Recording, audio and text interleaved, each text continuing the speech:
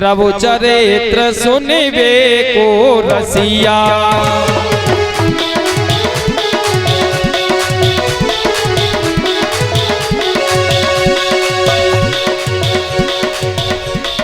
राम लखन सीता मन बसिया।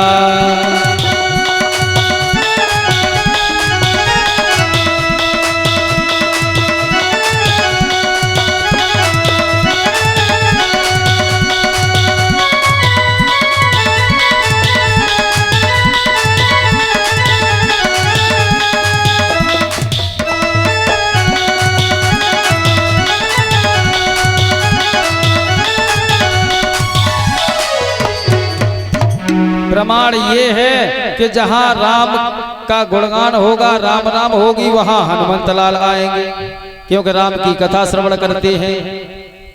और राम के अंदर ये गुण है, भूत पिशाच निकट नहीं आवे, कब महावीर जब नाम सुनावे।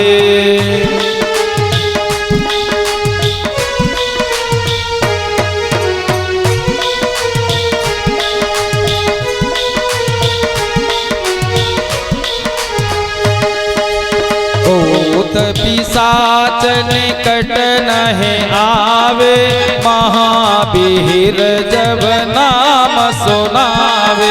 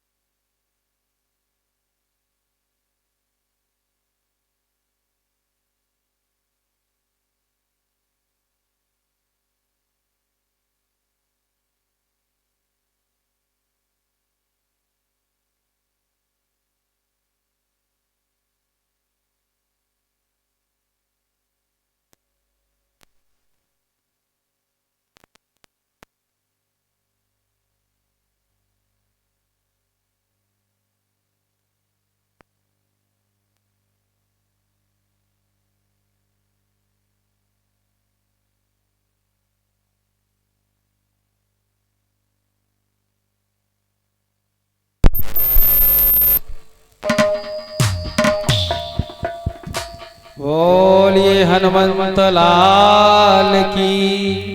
तो हम आपको बता रहे थे, भूत पिशाच निकट नहीं आवे, महावीर जब नाम सुनावे।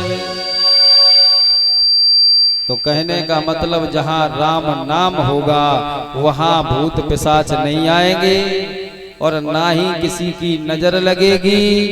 और हाय जहां लिखा होगा वहां भूत भी आएंगे और नजर भी लगेगी, चाहे कितना भी उपचार कर लो। क्योंकि सीधी बात समझ में आती नहीं है, सीधी बात समझ में आने वाली नहीं है। और टेढ़ी बात जब भगत जी बताते हैं तो वो अच्छी समझ में आ जाती है। कब और क्यों? वो युग का प्रभाव है माता जी। किसका प्रभाव है? युग का प्रभाव है। भगवान पर विश्वास नहीं है। हमें आपको करना है भगवान पर विश्वास। क्यों? बिन विश्वास भगत नहीं, तेह बिन द्रवहि न राम। बिना विश्वास के कुछ होने वाला है नहीं, राम की कृपा होने वाली है नहीं। और राम कृपा बिन जीवन लहे विश्राम। राम की कृपा हो जाएगी तो जीव को विश्राम मिल जाएगा। तो सीधा आप लोगों ने देखा होगा कि कुछ माताएं सीधा दिया करती हैं जो घर में रहते हैं। किसे दिया जाता है सीधा? पंडित जी महाराज। अच्छा, दिया जाता है आपके यहाँ? नहीं दिया जाता है। पंडित जी को सीधा दिया जाता है, पंडित जी को दिया जाए या कोई संत भगवान दरवाजे पर आ जाए तो इनको सीधा दे दिया जाए। और कहती तो ये है कि हम सीधा दे रहे हैं, और ये विचार किया है कि हम सीधा दे रहे हैं या उल्टा दे रहे हैं। सीधा तो देना ही मुश्किल है। सीधा देने के लिए तैयार हुई, मन में विचार किया कि हम सीधा देंगे। पंडित जी आ गए हैं या संत जी आ गए हैं, आटा लिया, नमक मिर्च ली, घी लिया, जो भी देना है, जो भी सामर्थ्य है, इच्छा है, जो अपनी भावना है, और सीधा लेकर के चली। उन्होंने मन में विचार किया कि सीधा तो दे ही रहे हैं, हमारा नाती भी कभी कभी रात में डर जाता है, और वो सीधा ले गई, नाती के ऊपर घुमाया। सीधा कहाँ घुमा दिया? नाती के ऊपर घुमा दिया। अब आगे और बड़ी, नाती के ऊपर घुमा के ले आई। आगे आई बढ़ करके, जैसे ही दालीज में आ पाई तब तक मन में विचार आया कि कभी कभी दर्द हमारी भी कमर में होता है, कभी कभी दर्द हमारी भी कमर में होता है। वो सीधा लिया और अपने ऊपर भी घुमा लिया। मानो कि पंडित जी या संत जी जो भी आए हैं वो आपके घर की सब सीधे में ही भूत ब्यादा ले जाए। अच्छा, ये क्या सही है? नाम तो है सीधा, लेकिन उसे भरपूर उल्टा बना दिया। नाती के ऊपर घुमा लिया, अपने ऊपर घुमा लिया, तब पंडित जी को या संत जी को दिया। इससे भला नहीं होगा। देना है उसे सीधा देना है, और सीधा ही हमारे प्रभु का नाम है, राम का, और राम का नाम भी सीधा ही लेना है। और अपने घर के बाहर भी राम लिखना है, जैसे विभीषण महाराज ने लिखा है। जैसे ही विभीषण जी ने राम लिखा, एक तरफ रा, एक तरफ माँ, रावण को पता लगा, बता दिया गुप्तचरों ने कि तुम्हारे भाई ने तो राम का नाम लिख दिया। रावण आया, रावण ने कहा तुमने हमारे दुश्मन का नाम क्यों लिखा? उन्होंने कहा हमने भैया किसका लिखा है, हमने तो आप ही का लिखा है, हमने तो आप ही का नाम लिखा है।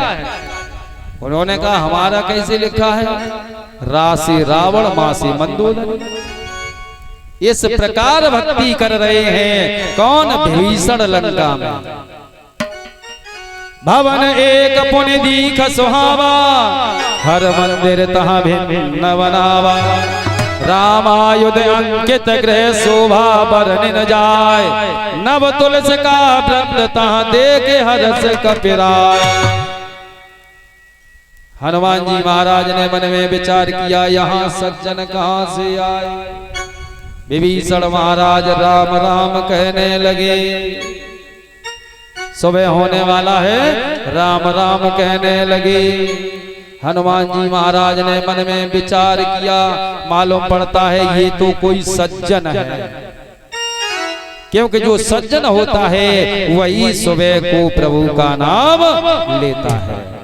हनुमान जी महाराज ने मन में विचार किया, सज्जन है, बहुत प्रिय वचन बोले। विभीषण महाराज बाहर आए हैं, वार्तालाप हुई है।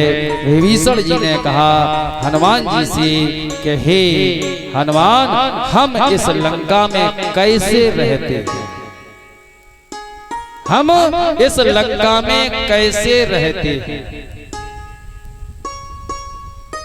सुना हो पवन सुत रहने हमारी, सुना हो पवन सुत रहने हमारी। जिमे दस है माहो जीव बिचारे।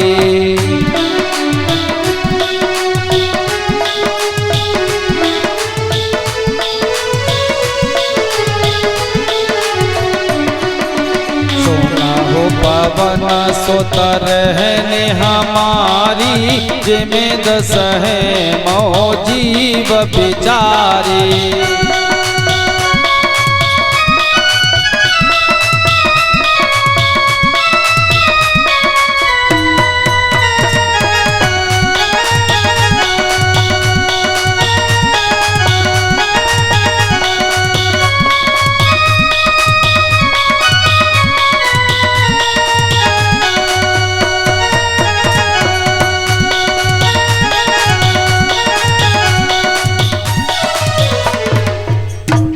विभीषण जी ने कहा, हनुमंत लाल, हम इस लंका में इस प्रकार रह रहे हैं जैसे दांतों के बीच में जीभ रहती है।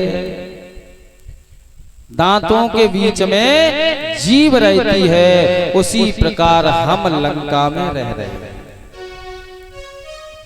जबकि जीभ बिचारी दांतों का बड़ा हित करती है। परीक्षित जी महाराज, जीव की क्या स्थिति है? दांतों का बड़ा हित करती है। दांतों से जीव को बहुत लगाव है।